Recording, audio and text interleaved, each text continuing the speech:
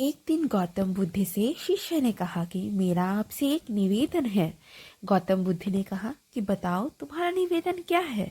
शिष्य ने कहा मेरे वस्त्र पुराने हो गए हैं, अब वो पहनने लायक भी नहीं रहे।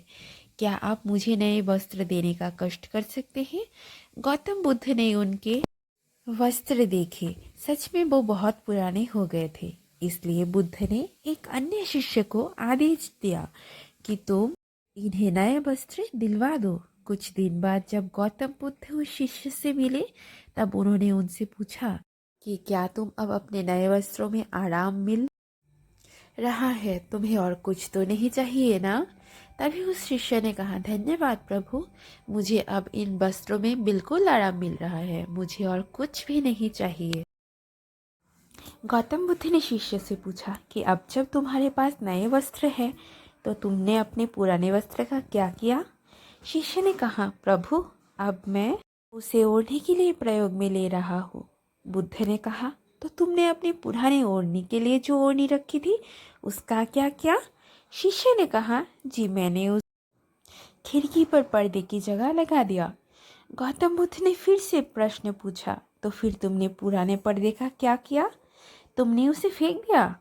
शिष्य ने कहा जी नहीं, मैंने पुराने पर्दे अभी तक फेंके नहीं हैं, मैंने तो उसके 4 टुकड़े किए और उनका उपयोग मैं रसोई में गर्म पतीलों को आग से उतारने के लिए कर रहा हूँ। बुद्ध ने पूछा तो फिर तुम अपनी रसोई के पुराने कपड़े का क्या किया। शिष्य ने कहा अब मैं उन्हें पोछा लगाने के लिए उपयोग में लेने वाला हूँ। गौतम बुद्ध ने कहा तो फिर तुम्हारे पुराने पोछे का क्या हुआ।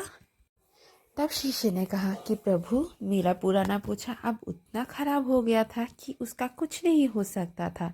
इस इसलिए मैं उस पुराने पोछे का एक एक धागा अलग कर दिया और उसमें से दिए की बातियाँ तैयार कर ली और उन्हीं बातियों में से एक कल रात आपके कक्ष में प्रकाशित की थी।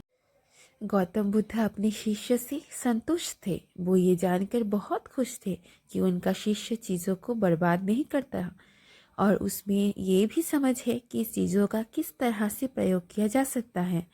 आज के ज़माने में जब प्राकृतिक संसाधन दिन प्रतिदिन कम होते जा रहे हैं, तब ऐसे समय में हमें यही कोशिश करनी चाहिए कि हम कैसी चीज़ों को बर्बाद होते हुए रोक सकते हैं और उसका सही से इस्तेमाल कर सकते हैं। हम सब मिलकर अपने छोटे छोटे प्रयत्नों से और चीज़ों को बर्बाद ना करके इस धरा को बचा सकते हैं। अगर आप लोगों को मेरी ये स्टोरी पसंद आई हो तो प्लीज़ इसे लाइक, कमेंट एंड शेयर कीजिएगा। तब तक के लिए धन्यवाद। मिलते हैं अगले वीडियो में।